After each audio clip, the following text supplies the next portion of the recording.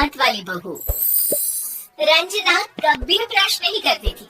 उसे कितनी बार उसके माँ बाप ने डांटा, लेकिन उसका कोई असर उस पर होता ही नहीं था, जिस कारण से उसके दांत पीले पीले हो जाते हैं। शादी के बाद। अरे बहू, वैसे तो तुझ में कोई कमी नहीं है, पर तेरे दांत इतने पीले कैसे हैं बेटा? कैसे है मतलब? कोई सर्जरी थोड़ी ना कराई है। वो तो क्या नाम, मैं ब्रश नहीं करती थी तो पीले हो गए। क्या करूं? आप कहे तो लाल करवा लूं या फिर काले? यार ये क्या है, क्यों माँ से लड़ रही हो? लड़ रही हूँ? अरे मैं लड़ रही हूँ या ये बोल रही है कि दांत पीले है, पीले। अरे तपस्या थोड़ी ना की है इन्हें पीले करने के लिए। बकायदा ब्रश नहीं किया है 20 साल तक, तब जाकर। छी, कैसी बात कर रही हो? ये उस वक्त तो पीले नहीं थे जब हम लोग तुम्हें देखने आए थे। अरे तब साफ करवा लिया होगा डेंटिस्ट के पास जाकर। अब देखो कैसे पीले पीले लग रहे हैं। रंजना सास की तरह गुस्से से देखती है। फिर शुरू हो गई पीले पीले पीले। अरे पीले तो तब भी थे जब मेरे हाथ का रसगुल्ला उड़ा उड़ा कर खा रही थी और बोल रही थी, लड़की नहीं गुणों का खजाना दे रहे भाई साहब।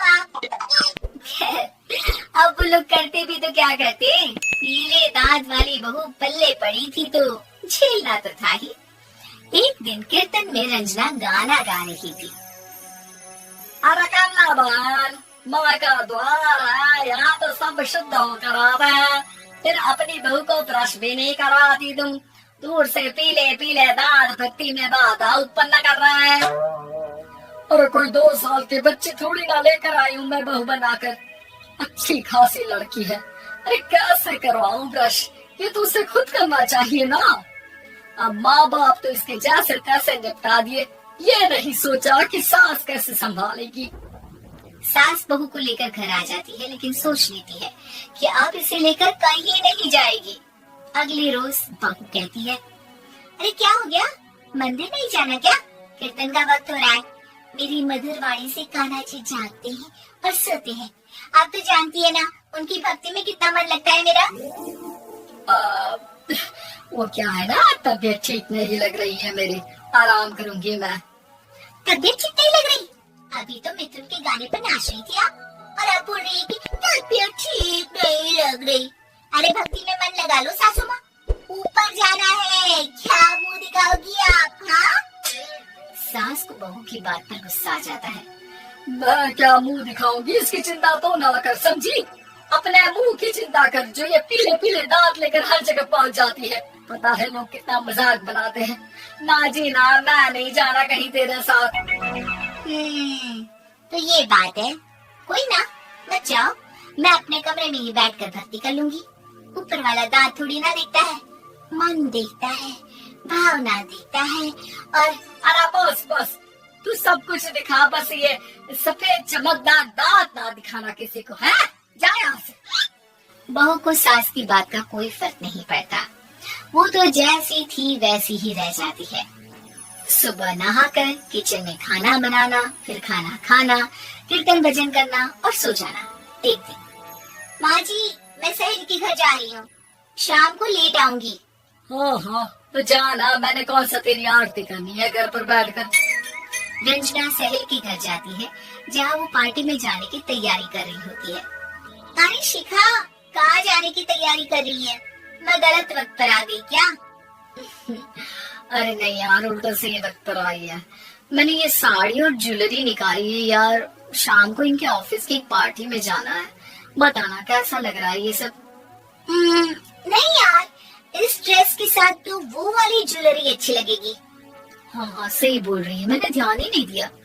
वैसे तो हमेशा से मस्त फैशन सेंस रखती है। तो बड़ा जाती होगी ना पति के साथ पार्टी में। रंजना कुछ नहीं बोलती, बस सोचती है कि यार काश ये बात सही हो जाती, पर मैं क्यों नहीं जाती पार्टी में? क्या इन लोगों की कोई पार्टी होती नहीं होगी? रंजना घर आती है और रात में पति से सवाल करती है, एक बात बताइए, आप मुझे किसी पार्टी में क्यों नहीं ले जाते?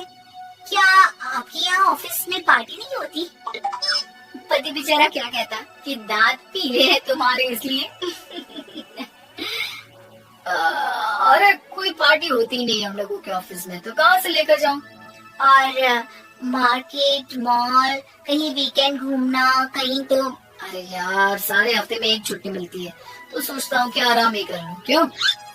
रंजना मन मार के रह जाती है। पहले कभी सास के साथ मंदिर जाया करती थी, लेकिन वो भी सास ने ले जाना बंद कर दिया।